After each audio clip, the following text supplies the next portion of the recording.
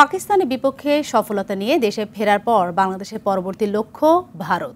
দুটি টেস্ট ও 3টি টি-20কে সামনে রেখে 8 তারিখ থেকে শুরু হবে জাতীয় দলের ক্যাম্প। এই সিরিজে বাংলাদেশ ভালো কিছু করবে বলে মনে করেন বিসিবি বোর্ড পরিচালক নাজমুল আবেদিন ফাহিম।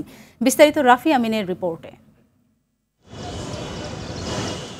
19 সেপ্টেম্বর রোহিত কোহলিদের ঘরের মাঠে টেস্ট সিরিজের লড়াইয়ে মাঠে নামবে শান্ত বাহিনী। 2 ম্যাচ টেস্ট সিরিজের পর আছে 3টি টি-20।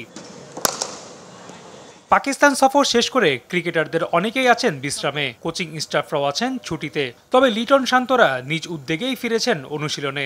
250-টিরও বেশি ডিজাইন অপশন নিয়ে ওয়ালটন স্মার্ট ফ্রিজ, বোঝে আপনার প্রয়োজন।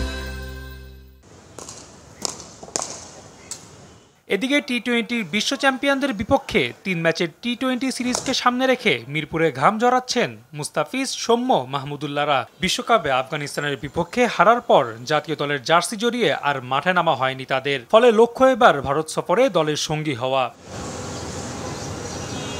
সিরিজটিকে সামনে রেখে 8 তারিখ শুরু হবে জাতীয় দলের ক্যাম্প, যেখানে 9 তারিখ সকল ক্রিকেটাররা পুরোদমে শুরু করবে অনুশীলন। দলে নেই ইনজুরির সমস্যা। সমস্যা নেই, আমি যতটুকু জানি। আশা করছি যে ফুল টিমকে পাওয়া যাবে।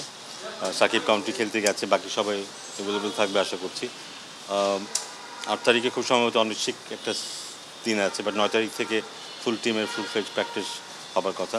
এ সময় ভারত সিরিজ নিয়েও কথা বলেন দেশের খ্যাতিমান কোচ ও ক্রীড়া বিশ্লেষক। জানান মাহমুদ রানাদের পেস আক্রমণের কারণে ভারত সমীহ করবে বাংলাদেশকে। আমাদের এখন স্ট্রেংথটা আছে ভালো করার, বিশেষ করে আমাদের বোলিংয়ে আমরা যে শক্তিটা দেখেছি সেটা যদি আমরা কাজে লাগাতে পারি, there is a good chance যে আমরা আগের তুলনায় আরও বেশি ডমিনেট করতে পারবো। ইন্ডিয়া আগের তুলনায় বাংলাদেশকে আরও সমীহ করবে, আর একটু প্ল্যান্ড ওয়েতে খেলার চেষ্টা করবে।